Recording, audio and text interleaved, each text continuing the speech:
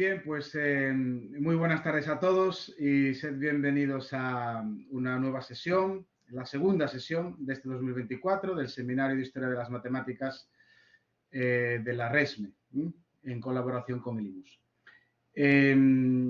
Esta tarde tenemos como conferenciante a Mónica, a quien agradecemos mucho pues, que se haya animado a colaborar con nosotros y a dar esta conferencia. Y Mónica será presentada por María Rosa Massa, a quien le cedo la palabra de inmediato. Muchas gracias, Mónica, y muchas gracias, María, cuando quieras.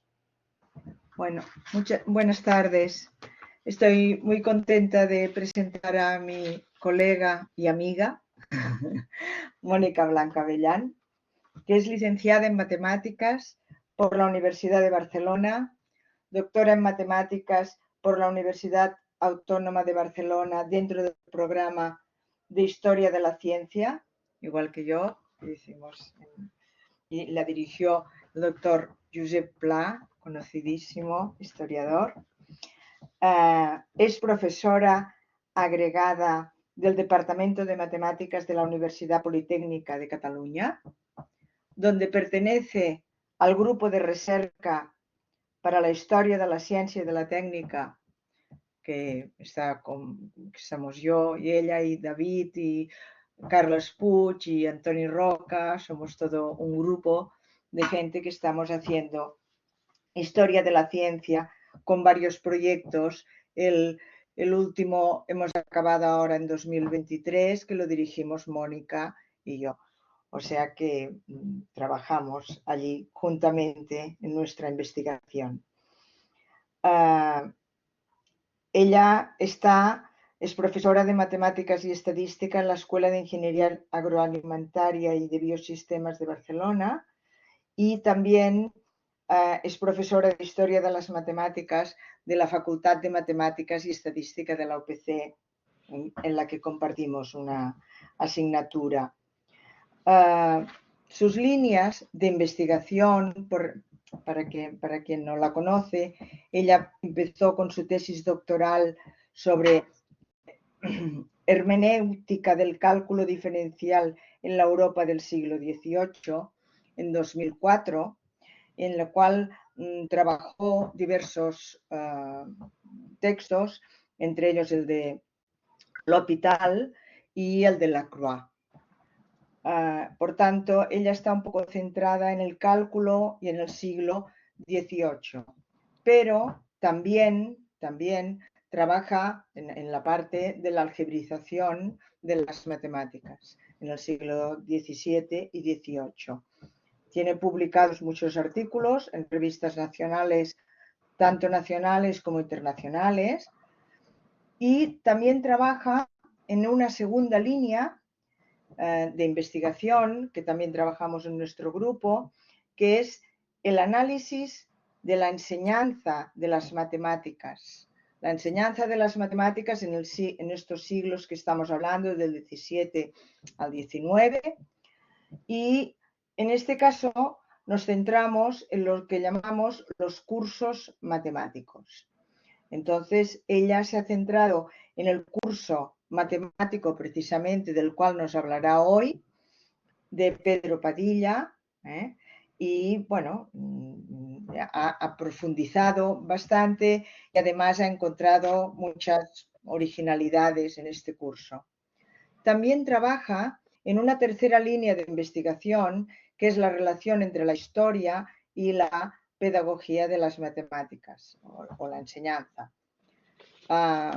Participa en las sociedades españolas de historia de la ciencia, en la sociedad catalana también, y también ahora mismo en la Comisión de Historia de las Matemáticas del Comité Español de Matemáticas. Además, voy a añadir una cosita que también ella hace y que lo hace muy bien, que es la parte de género. La parte de género también la trabaja y ha publicado varios artículos sobre biografías de la Gaetana Agnesi, de la Marie Somerville, de la Augusta Ada Byron, y aún más. También trabaja, de hecho, estuvo en una clase mía del máster haciendo un experimento, trabaja los instrumentos matemáticos. hizo una práctica con los instrumentos matemáticos que mis alumnos, ya digo, quedaron encantados. O sea que con ganas de escucharte, Mónica, tienes tú la palabra. Gracias.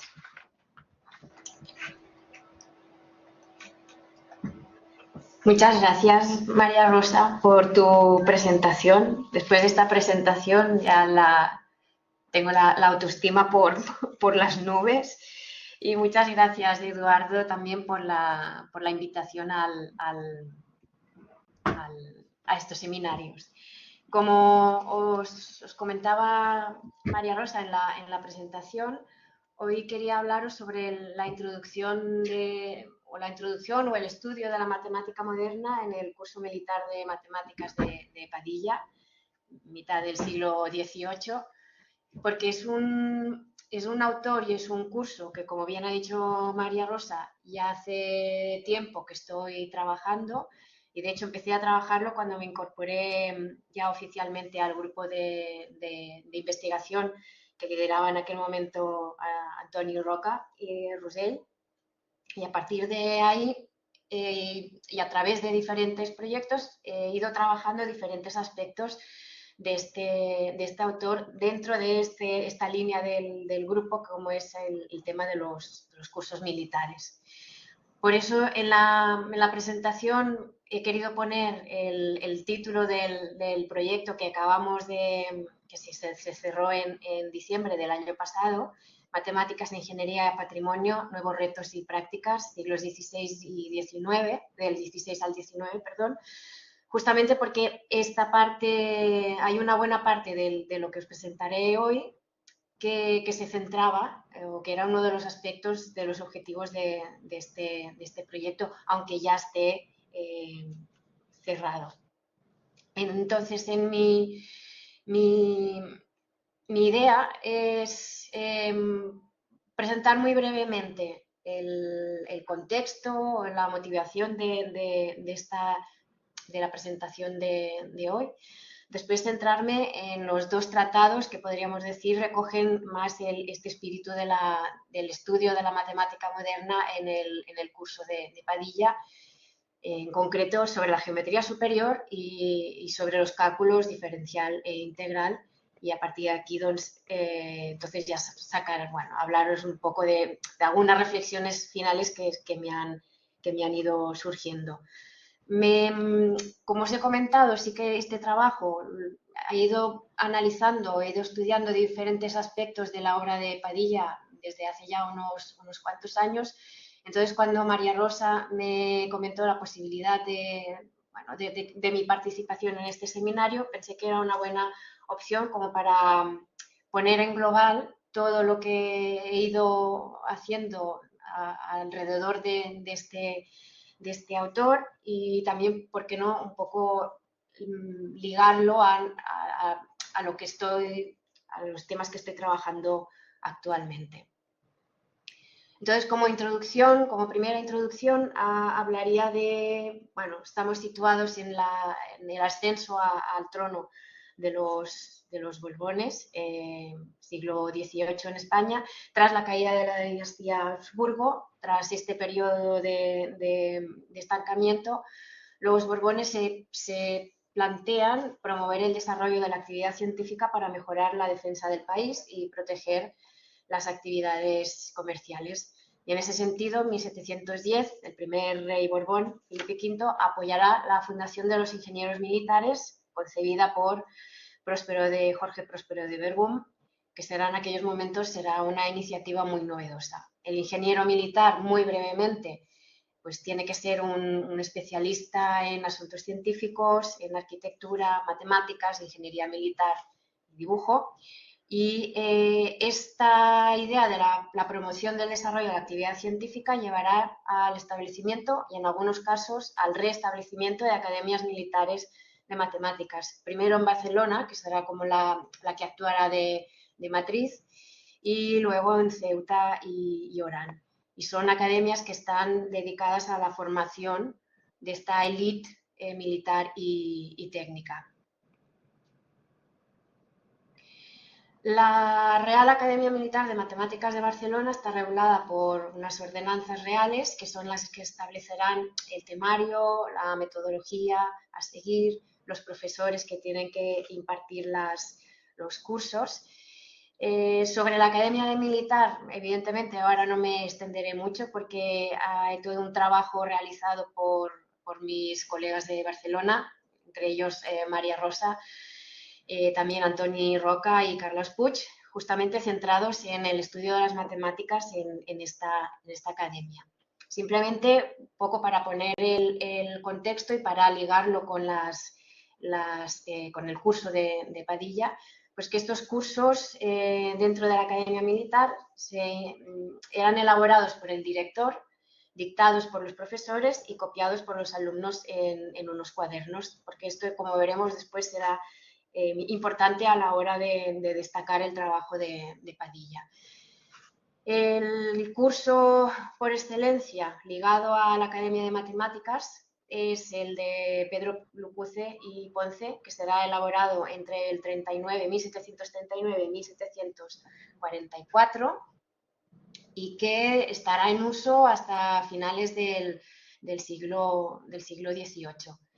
En este caso también destacar todo el trabajo que ha hecho María Rosa alrededor de en torno a los cursos, al curso de Pedro Lucuce, a los cuadernos donde quedan recogidos las enseñanzas de este curso.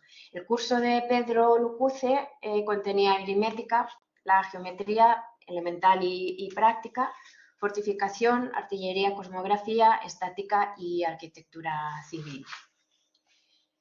El curso no fue publicado, pero ha sido conservado en varios manuscritos, en varios cuadernos que fueron escritos por estudiantes de distintas academias y en distintas épocas. Y entre otras cosas, pues al compararlos, son muy similares. Así, por ejemplo, en el caso de Orán, se conserva el cuaderno de Antonio Ramón Zarco Torralbo y Orbaneja.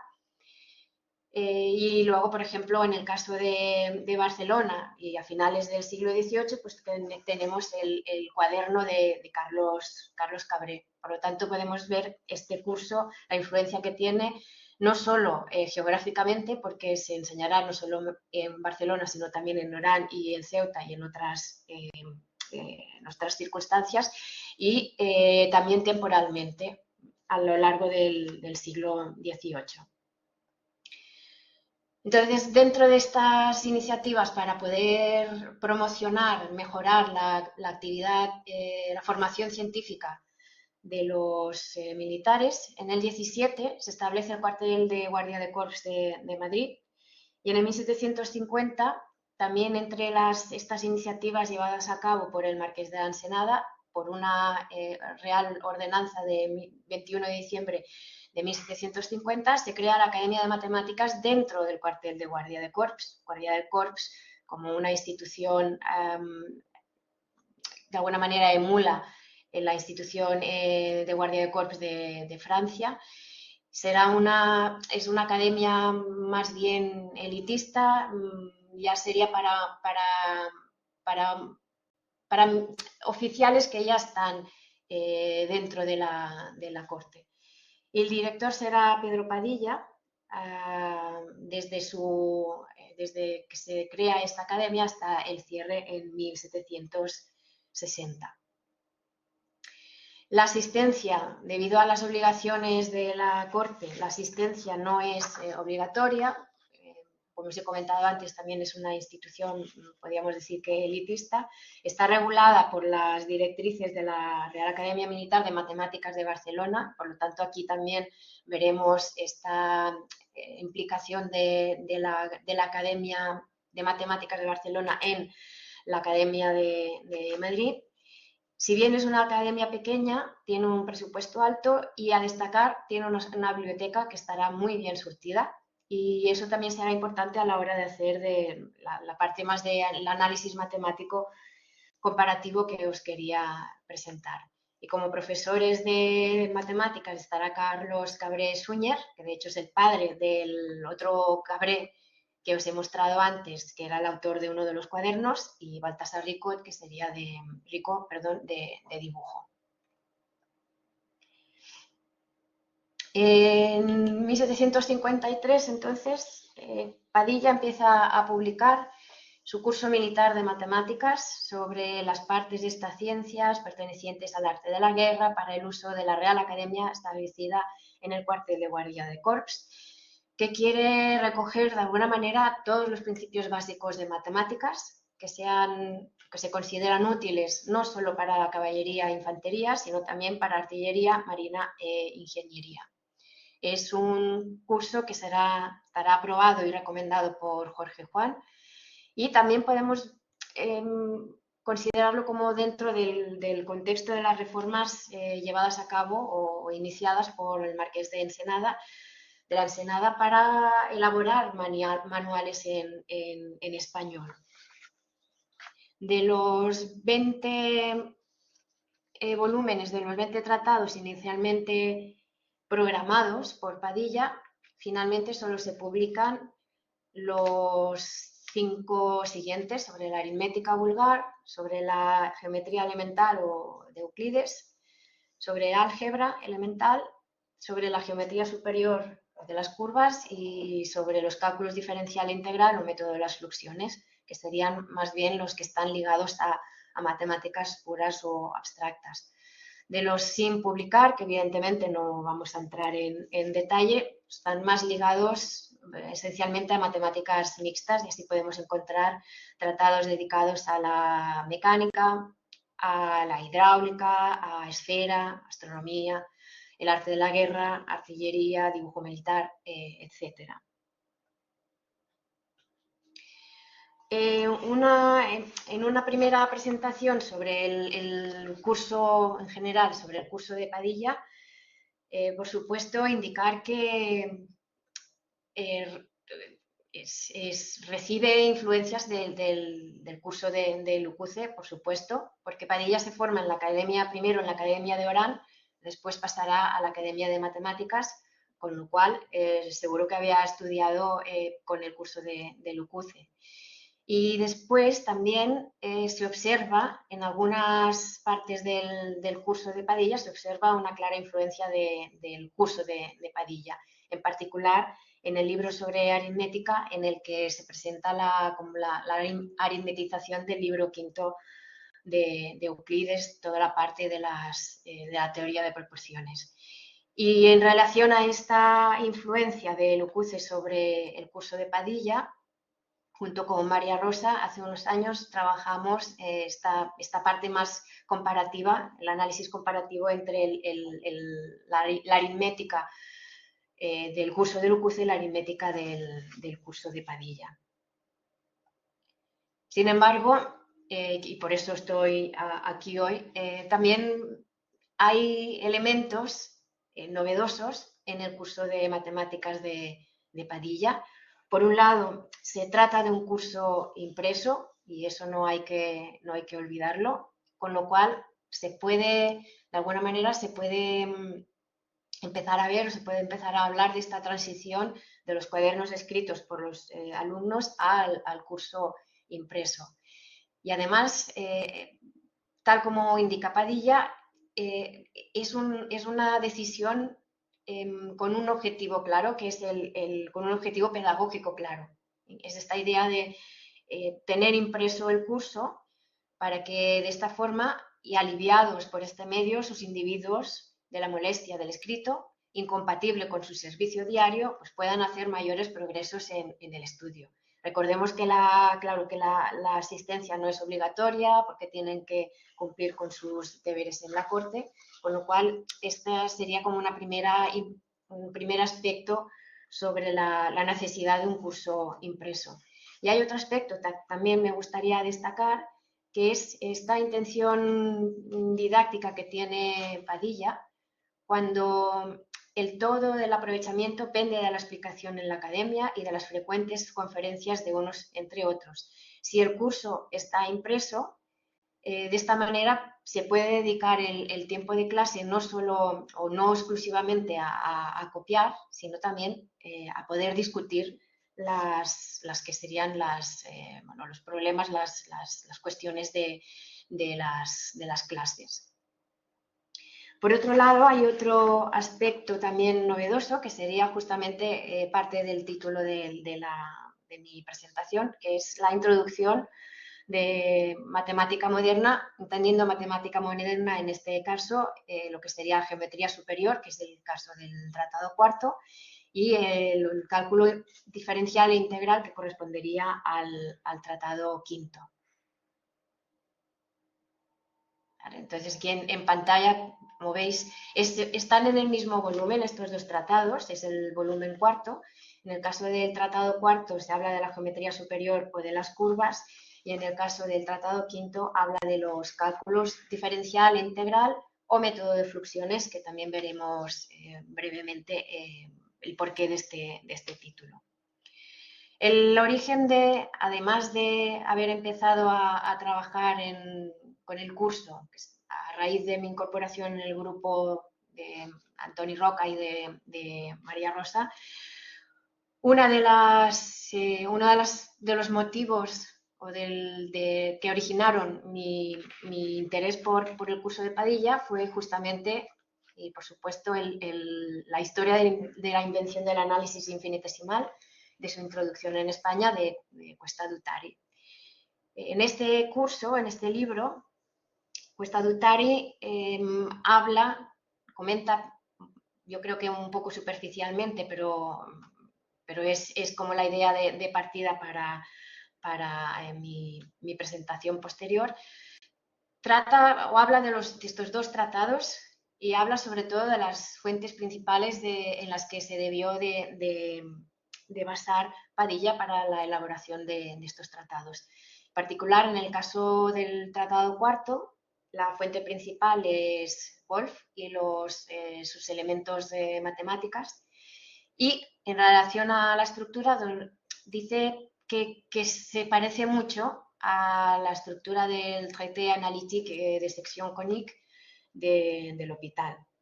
En el caso del tratado quinto, que aquí sí que la comparación en el análisis está un poco más, ha profundizado más, en el caso del cálculo diferencial, la fuente principal será el tratado de fluxiones de Maclaurin, y en el caso del cálculo integral volvemos a encontrar Wolf, también Maclaurin y Johann Bernoulli. Es innegable, por supuesto, es innegable la contribución de Cuesta Dutari al estudio del cálculo, al análisis infinitesimal en general, y en particular este apartado sobre Padilla.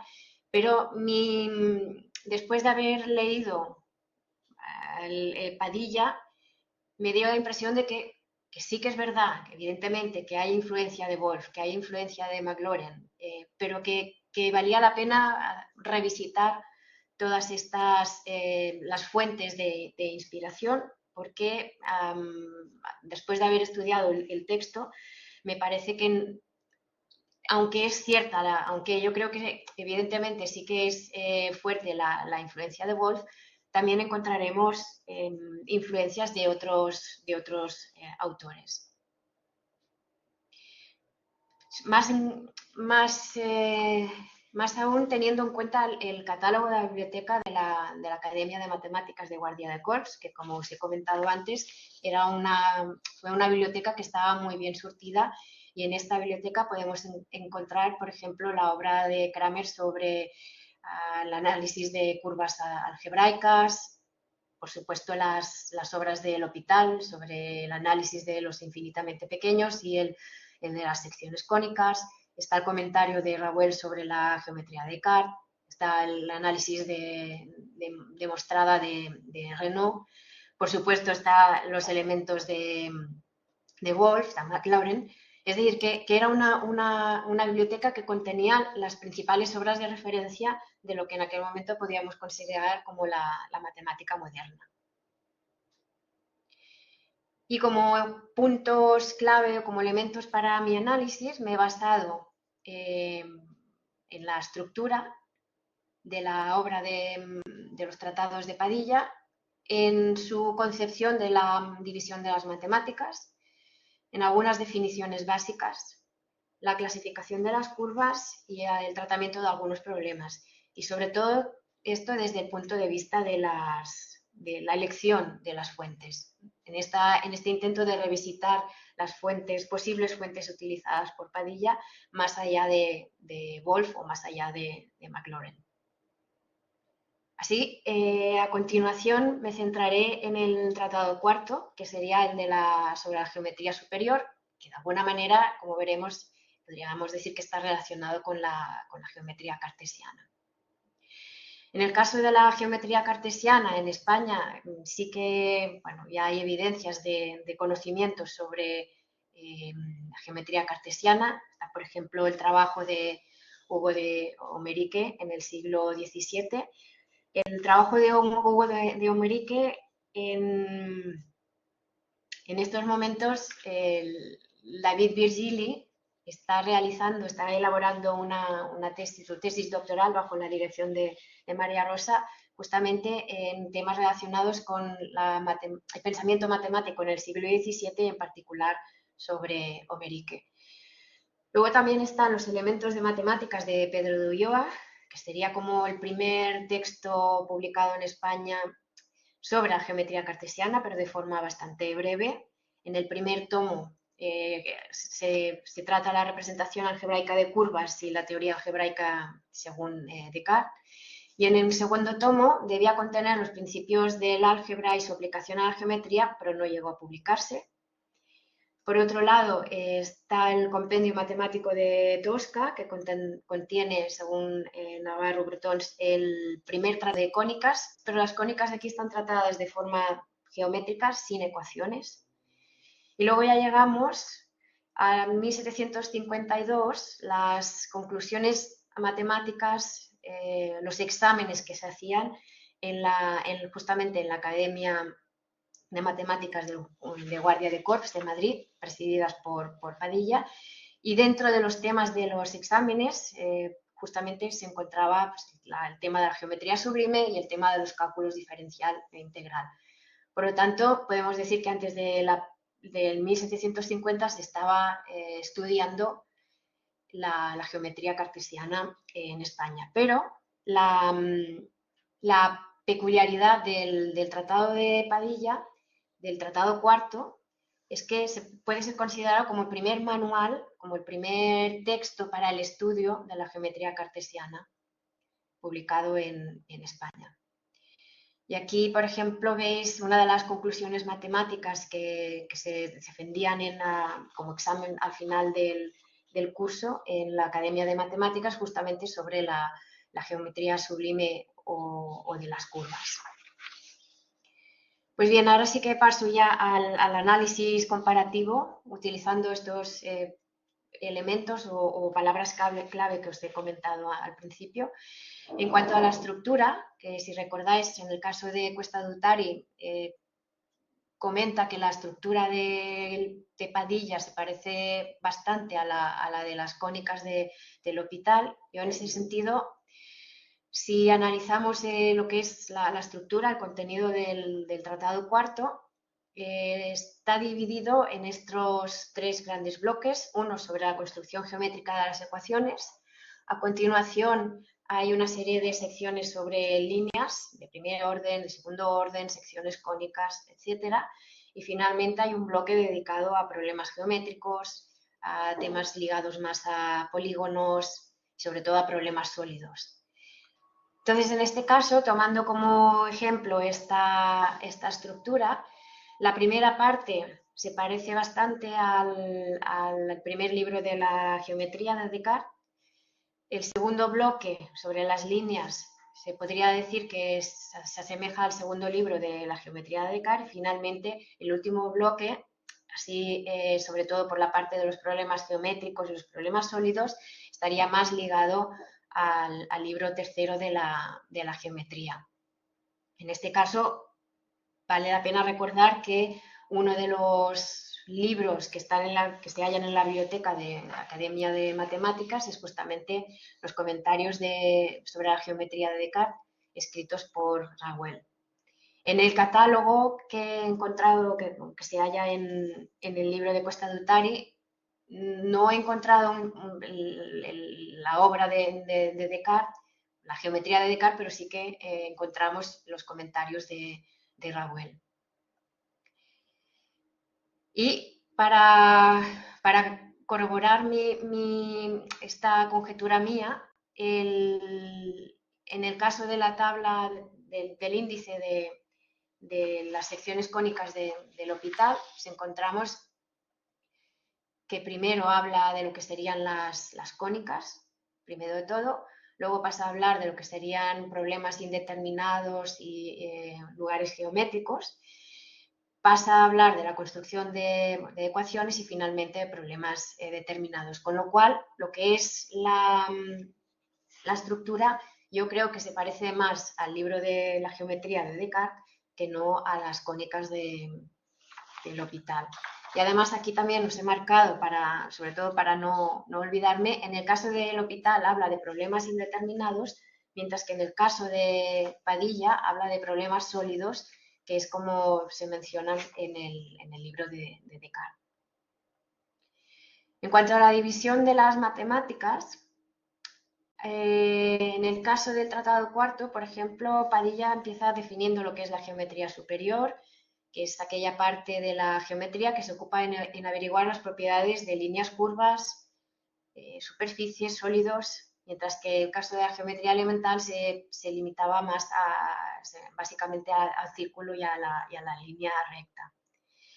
Al principio de todo, en su primer tratado, en la introducción, habla de Padilla trata la división, presenta su división de las matemáticas y en particular dice que si las cantidades a que se aplica la álgebra son finitas, se dice que es elemental y en cambio será infinitesimal si son infinitas y en este caso diferencia entre la diferencial y la integral. Por tanto, en este caso vemos que el cálculo está dentro de la álgebra. Y en cuanto a la geometría, que se divide en elemental, esférica y superior.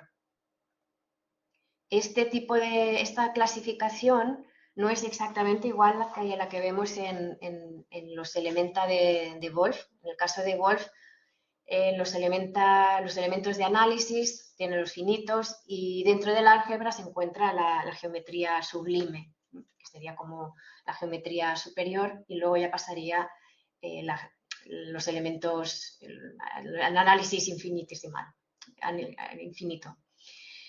Esta clasificación que encontramos en Padilla a mí me recuerda a la que sería el sistema figurado presentado por D'Alembert en la enciclopedia, porque justamente el cálculo infinitesimal, por ejemplo, se encuentra dentro del álgebra, la geometría superior se encuentra dentro de lo que sería la geometría. Sin embargo, de esto me fui consciente hace relativamente poco, hojeando el tratado tercero del álgebra.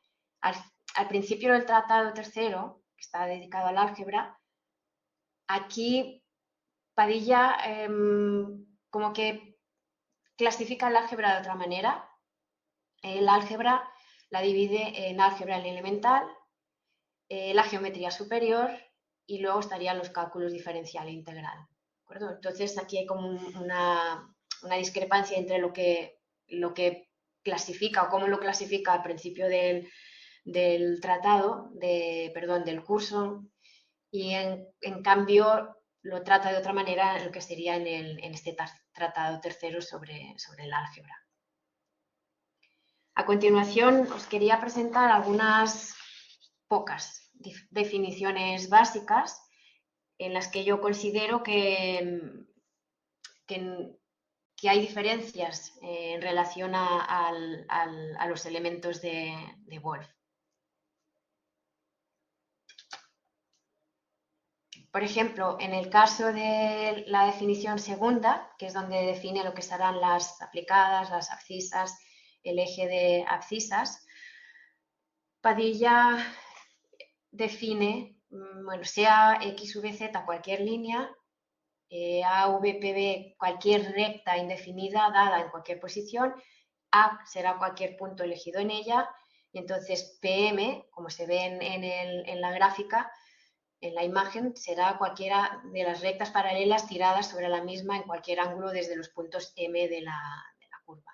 Bajo este supuesto, AP son las abscisas, PM son las aplicadas, A será el origen de las abscisas y AP será el eje de las abscisas. Esta definición yo considero que es más cercana a la definición que aparece en el análisis demostrado de Renault de 1708, en el sentido de que no parece ligar lo que sería el origen de las abscisas o el eje de las abscisas a la curva en sí, sino que sería, pues, nos da a entender de que es un punto cualquiera o una recta, un punto cualquiera exterior o independiente de la curva. En cambio, en Wolf, el origen se define como el vértice de la curva y el diámetro sería el eje. Y en el caso de Wolf, considera estos segmentos que sería PM, los considera como le llama la semi-ordenada. Entonces, en este sentido, aparte de estas pequeñas diferencias en la definición del origen y del eje, destacar que en el caso de Padilla no se habla de semi-ordenada, y en relación a un trabajo en curso que estoy desarrollando actualmente, hace también relativamente poco encontré en el fondo antiguo de la biblioteca de la Escuela Superior de Arquitectura de Barcelona, de la UPC, de la Politécnica, encontré una traducción al castellano sin autor, sin fecha, pero parece que proviene de la biblioteca de la Academia de Matemáticas. Es una traducción del libro de la obra de Wolf a castellano, es manuscrita, y justamente en el apartado donde trata de la definición de diámetro y la definición del vértice, del origen del vértice de la curva, en este caso dice, en ese sentido, algunas veces a las semiordenadas las llamamos ordenadas. Adviértase que Wolfio a unas y a otras, en este caso, las llama semiordenadas. Entonces, esta omisión de la palabra semiordenada también me parece indicativo de que se aleja o que hay este intento de distanciarse de Wolf. Por otro lado, en el caso de Renault y de su análisis demostrada, evidentemente lo que está, en esta parte más del análisis de estos elementos, no se trata de evidencias, son más bien como pruebas hipotéticas o una conjetura, porque en ningún momento habla de la obra de Renault. Pero sí que es verdad que también hay una parte que podría considerarse como una influencia más explícita, que sería también otro manuscrito, otra traducción manuscrita, traducción al castellano justamente de la obra de Renault. En este caso sí que ya hay más datos sobre el contexto en el que se realizó.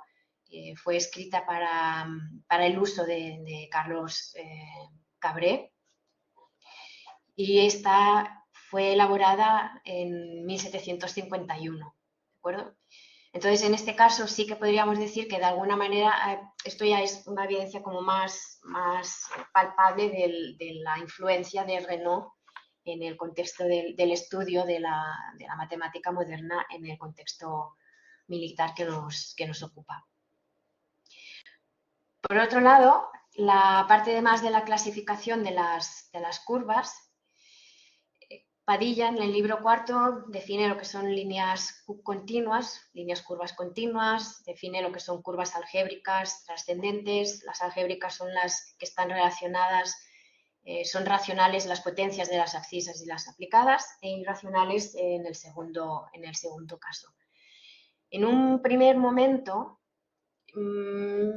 al principio pensé que toda esta parte de clasificación de curvas estaba ligada a Euler. Sin embargo, al ir avanzando en el estudio de Padilla, del curso de Padilla, me di cuenta de que estaba más ligado o que tenía más semejanzas con el libro de Cramer sobre el análisis de líneas curvas algébricas, donde habla de líneas regulares, habla de las trascendentes o irracionales y de las algébricas o racionales. Y en ese sentido, también comentar que, bueno, esto es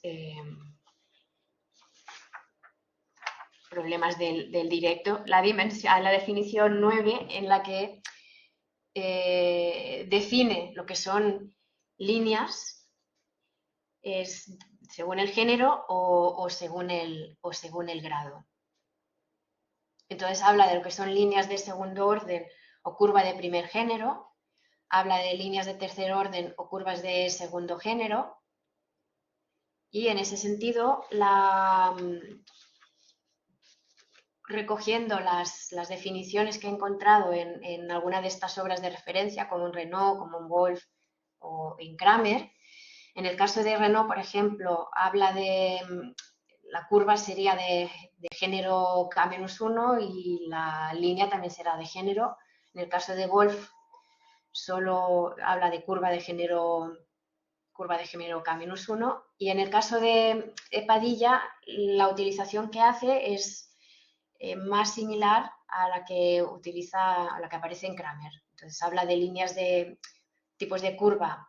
Entonces habla de tipos de curvas son de género, K-1, y el tipo del tipo de línea que será de orden K.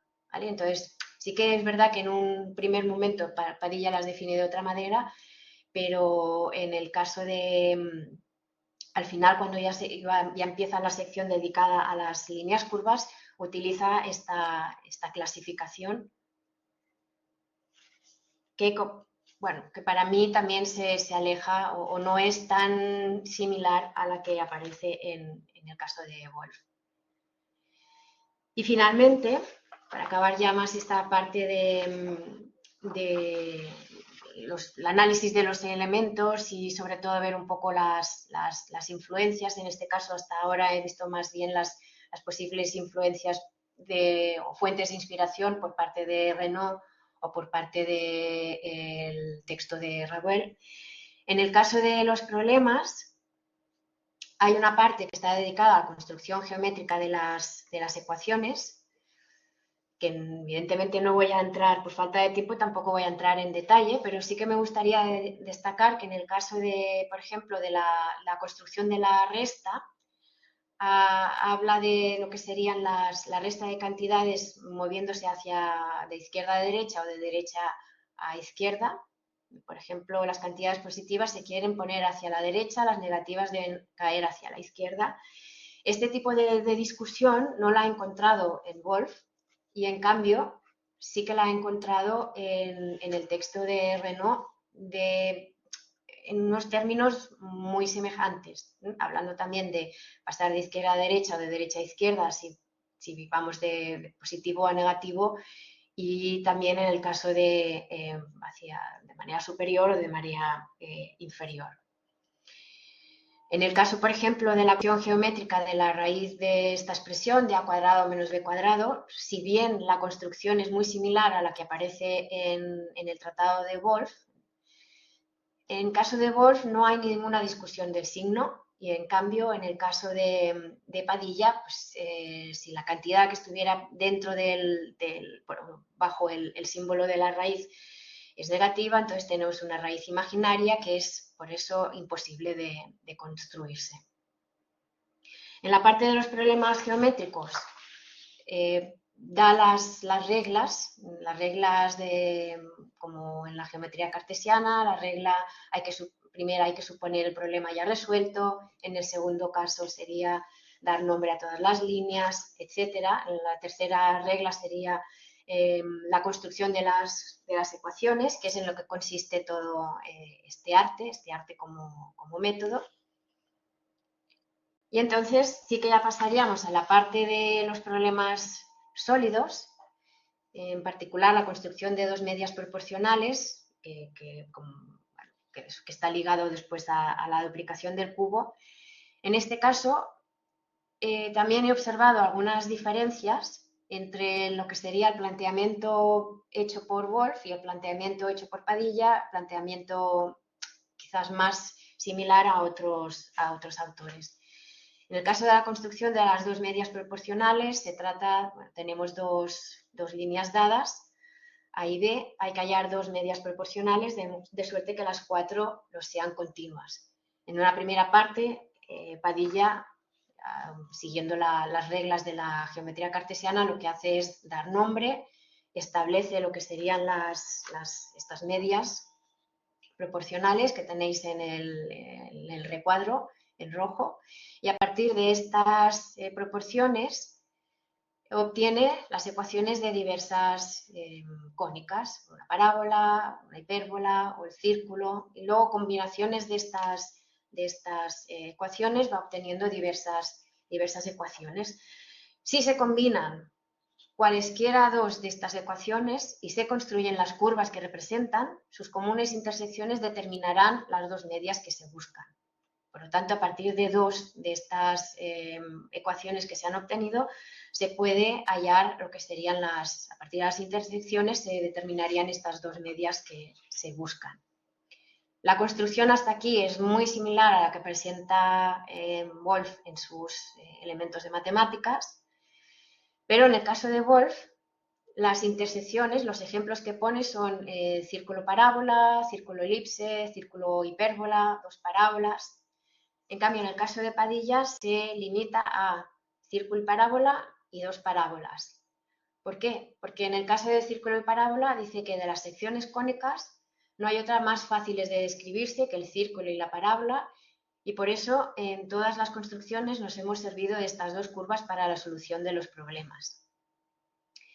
Y en el caso de dos parábolas, considera que es una forma muy breve y muy elegante. Me gustaría destacar que en este caso, en el caso de la comparación del uso de las dos parábolas, el comentario de Rabuel sobre la geometría de Descartes dice más o menos utiliza más o menos las mismas palabras, que es una de las maneras más simple a partir de dos parábolas. O sea, debería haberlo dicho al revés. Padilla utiliza una justificación y unas palabras que es muy similar a lo que ha utilizado Rabuel.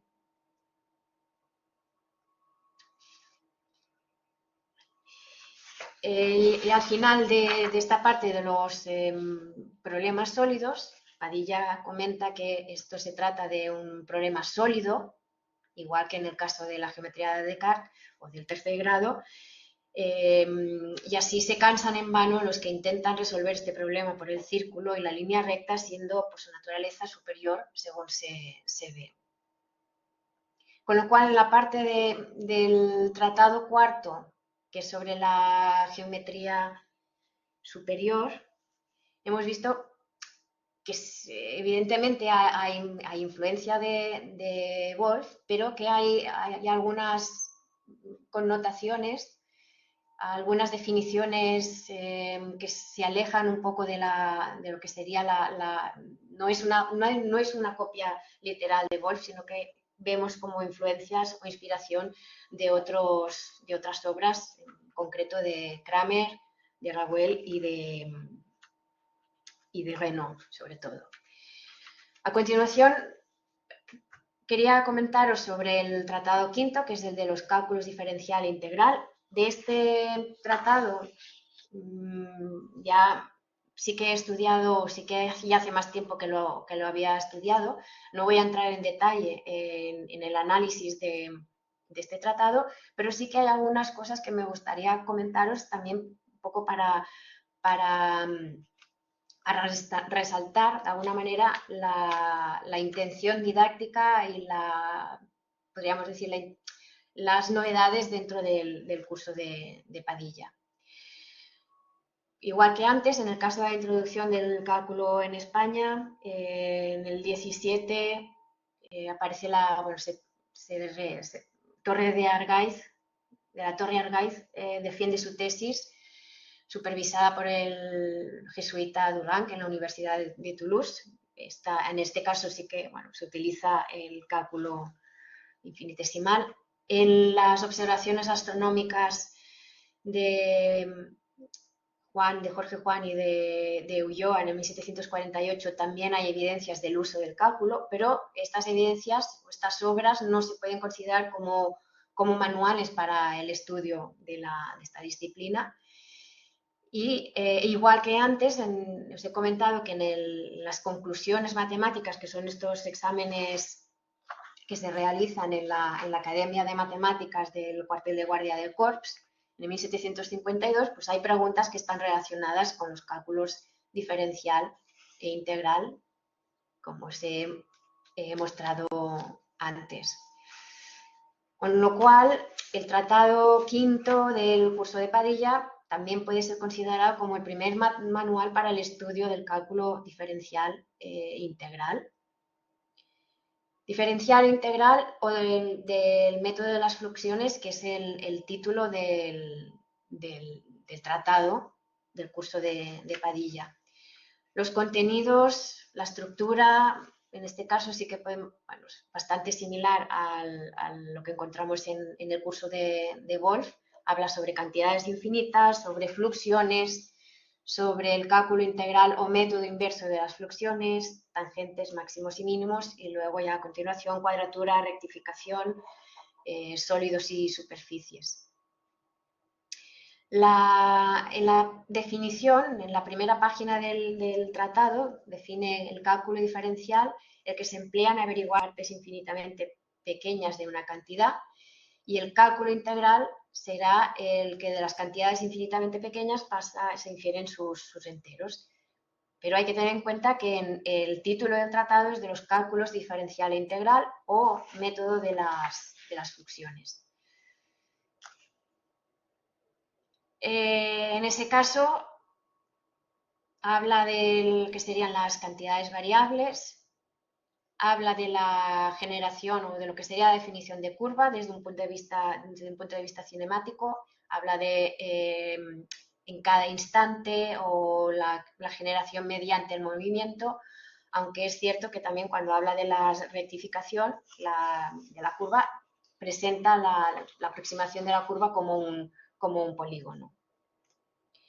La parte quizá más a destacar de lo que sería el cálculo cálculo diferencial, integral y de fluxiones del curso de Padilla sería esta utilización de la fluxión, diferencia o fluxión instantánea, y en ese sentido lo que más destaca, o lo que yo destacaría ahora ya para acabar, porque ya me están avisando que quedan 10 minutos, es la determinación de las cantidades máximas y mínimas, el apartado correspondiente a máximos y mínimos, donde en este caso utiliza lo que sería el desarrollo en serie de Maclaurin, pero utilizando la notación leibniziana. En este caso sí que hay una referencia explícita de Padilla al Tratado de Fluxiones de Maclaurin, y en particular aunque no lo dice, pero se está refiriendo a la traducción francesa de Pezenat de 1749. Entonces, en este sentido, también me gustaría destacar el trabajo de Joaquim Berenguer, donde él ha trabajado el curso de Tomás Cerdà. Tomás Cerdà, también jesuita, más o menos de la misma época, y en este sentido también a destacar que se basa en un texto británico, en este caso en las fluxiones de Simpson, y que volvemos a encontrar esta utilización más del cálculo newtoniano, pero con ciertos aspectos como la notación más ligados al cálculo de Leibniz. Y ya finalmente, para acabar, sí me gustaría destacar algunas cuestiones ligadas a este análisis comparativo. A partir de este análisis comparativo, yo considero que hay diferencias entre el curso de Padilla y la obra de Wolf en relación a la división de las matemáticas, a la construcción de cantidades negativas o al tratamiento de problemas sólidos, por ejemplo, y que hay diferencias en relación a la estructura entre Padilla y L'Hôpital. Con lo cual, en este caso, considero que hay más similitudes con las obras de Renaud, de Ravel o de Kramer en relación justamente a estructura, clasificación de curvas, construcción de cantidades negativas o tratamiento de algunos problemas como problemas sólidos. También destacaría que es una cuestión de elección de fuentes, de las fuentes en las que se basa. Por ejemplo, en este caso sí que es muy importante la elección de Maclaurin y además la referencia explícita que hace de Maclaurin en el Tratado V, sobre todo para la determinación de máximos y mínimos. Y por lo tanto, este cuarto volumen que engloba el cuarto tratado y el quinto tratado, que son el primer manual impreso en España para la enseñanza tanto de la geometría cartesiana como del cálculo, podríamos decir que hay elementos innovadores. Padilla ha elegido su contenido con criterio didáctico, innovativo de utilidad, respetando las obras clásicas y con ideas propias sobre la enseñanza de las matemáticas, entre otras cosas, por ejemplo, esta decisión de imprimir el curso, con lo que estábamos ya empezando a ver esa transición de cuadernos escritos por los alumnos hacia el manual impreso. Muchas gracias. Muchas gracias, Mónica. Muchas gracias a ti. Muchas gracias, Mónica. Lo siento, he tenido problemas técnicos, no sé si ya os había pasado alguna vez, me ha saltado la presentación un par de veces, lo siento. No recuerdo, pero de todos modos se siguió perfectamente, ¿eh? Vale. Bueno, pues tenemos tiempo para los comentarios que creáis oportunos, preguntas, reflexiones, así que os cedo la palabra. Sentiros libres de desconectar el micro e intervenir. Adelante, Luis. Yo voy a hacer unos comentarios de actualidad.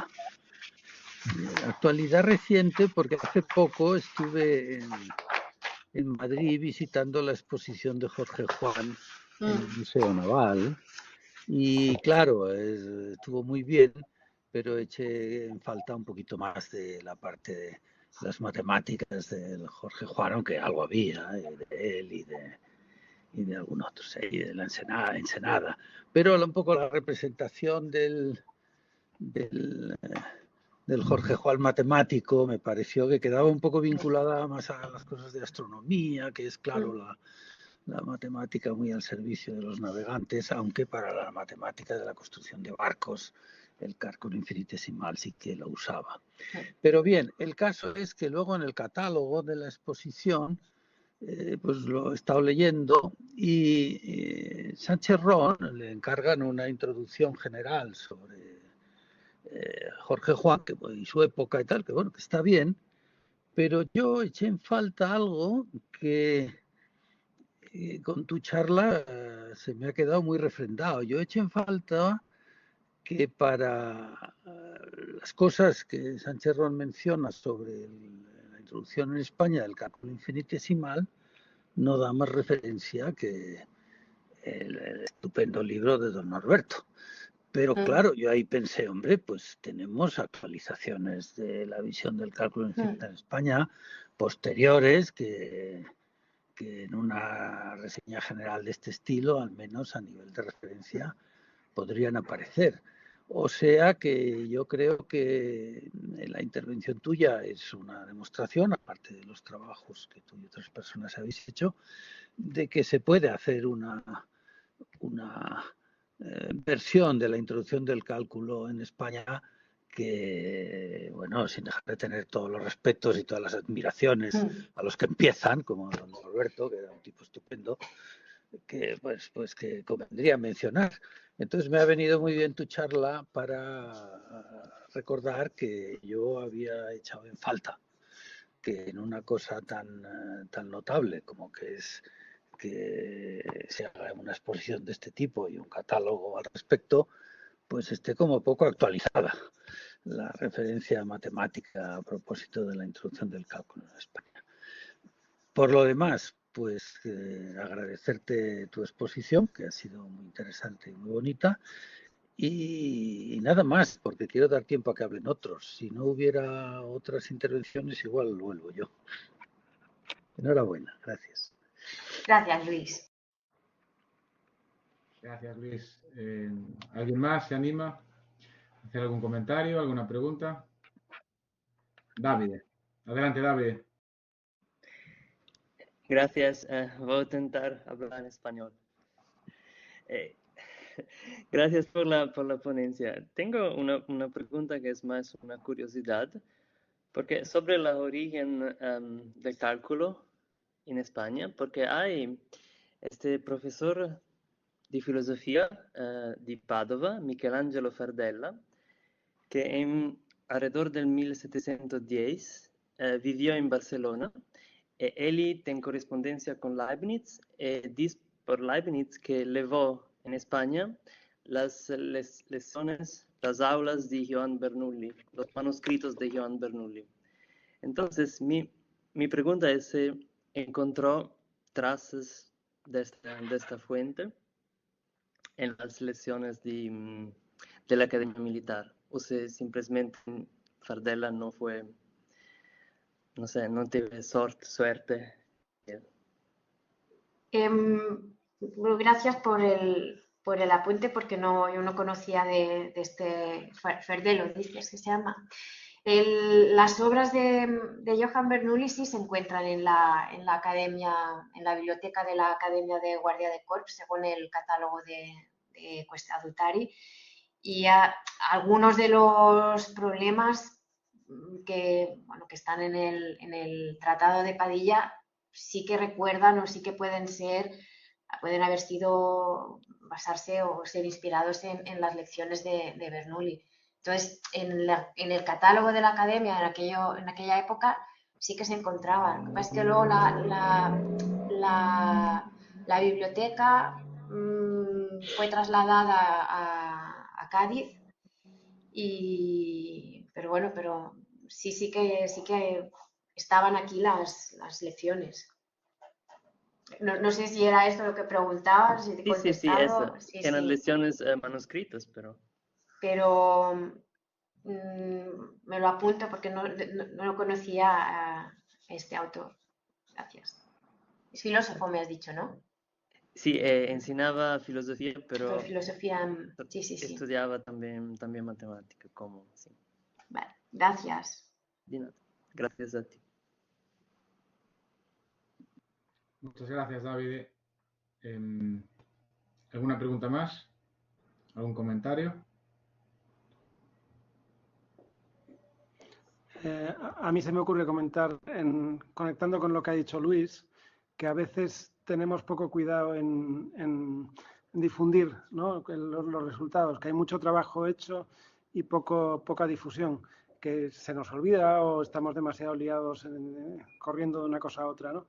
Pero se me ocurre que precisamente con esta excusa del Jorge Juan y del catálogo sobre Jorge Juan, pues en un sitio como la Gaceta de la Real Sociedad o en algún otro lugar similar, sería una muy buena excusa para amablemente, sin tampoco ponerse muy quejoso, pero para recordar que bueno, que hay mucho material reciente y muy interesante para complementar este tipo de cosas. O sea que yo os invitaría a aprovechar la oportunidad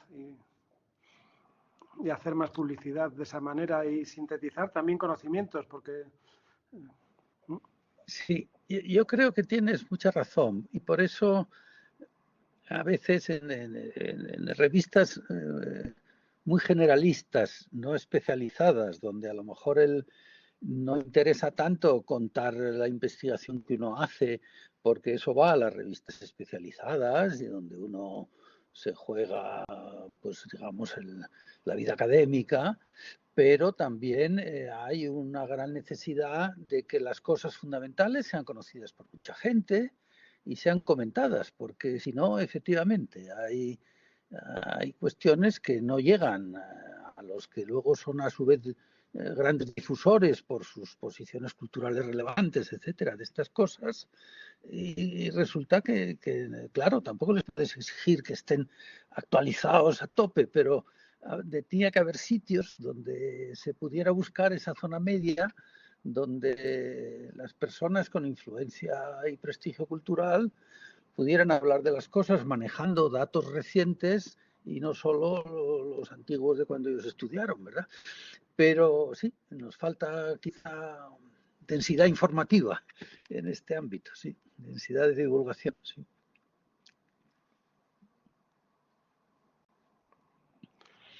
Bueno, y por cierto, muchas gracias a Mónica y enhorabuena por el análisis muy detallado y muy comparativo, muy completo de las cosas. Gracias. Vale, María Rosa, adelante. Muchas gracias, Mónica, me ha gustado mucho, pero no es una pregunta, es un comentario, ¿eh?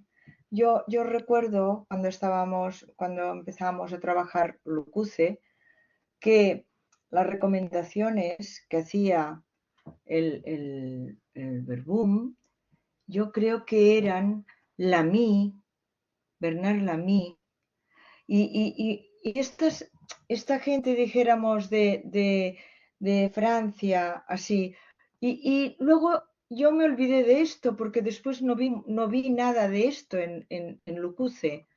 Y ahora cuando has dicho Reynaud, me ha venido a la memoria y entonces he dicho, caramba, digo, pero claro, yo ya te digo que allí yo no vi nada, ¿eh? en el LUCUCE.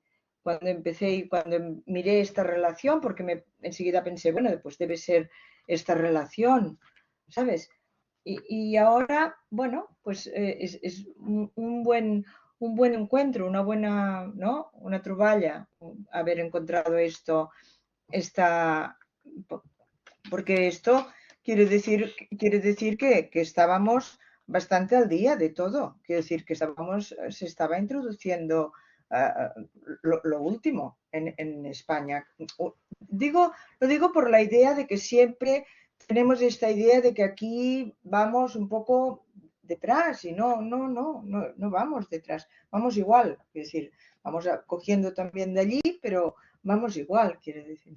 No sé, por eso te he dicho que es un comentario, no es que hace falta si no quieres responder nada. No, sí, gracias, María Rosa, porque justamente Lamy aparece en la introducción del curso de la obra de Reynaud y también sale en lo que es la traducción al castellano, en este manuscrito que encontré así por casualidad hace poco. Yo lo encontré por casualidad, pero evidentemente si está digitalizado es que alguien se ha dedicado a escanearlo y demás, por lo tanto era desconocido para mí el manuscrito. Y justamente hablan de Lamy y al ver el nombre de Lamy recordé vuestro artículo sobre esta introducción, este texto de Verbum y sí, o sea, yo creo que debería también estudiar un poco más esta relación de Lamy y Lamy, el trabajo de Lamy también se encuentra en la biblioteca. Cual está. Gracias por el comentario. Mira, Mónica, es que lo que pasa es que después, cuando dan la ordenanza, no citan a ninguno de estos. Dicen que el autor ha de coger los libros más buenos, pero no habla para nada de que tenga que coger estos. Quiero decir que esto se pierde un poco en la ordenanza oficial que se da para los militares para enseñar.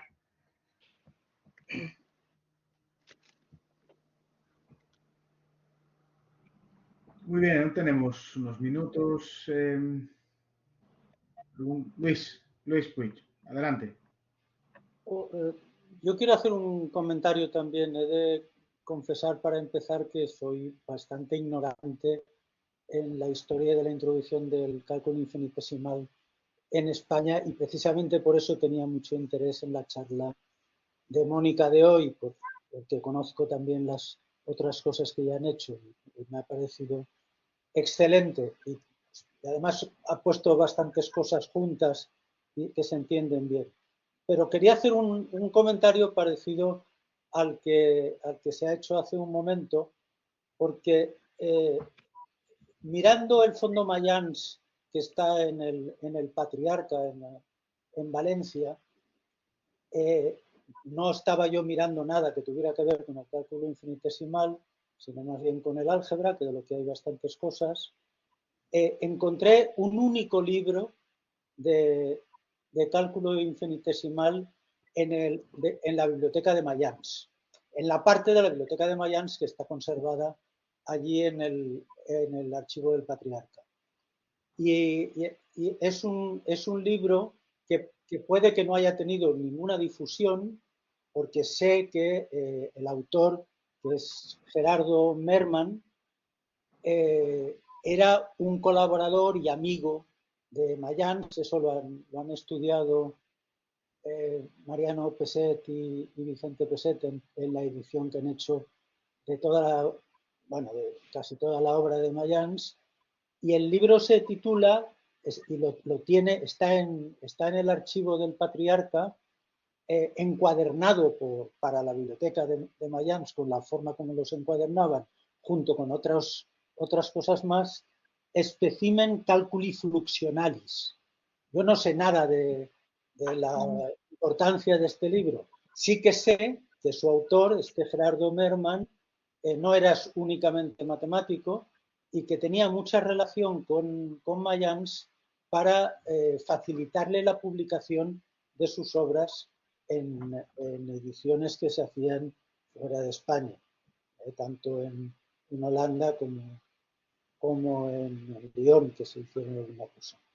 Entonces quisiera saber si de alguna manera has tenido noticia de este libro.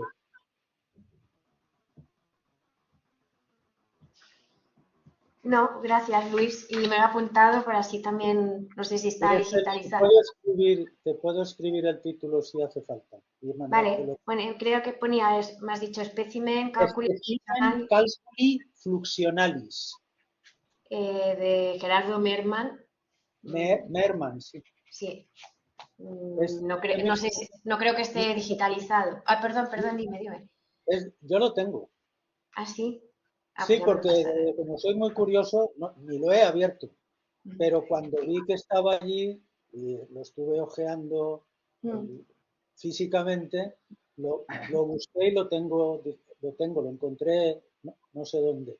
Es del año 1741. Esto es lo que quería saber. Si quieres, te lo puedo mandar, el digitalizado. Vale, sí, por favor.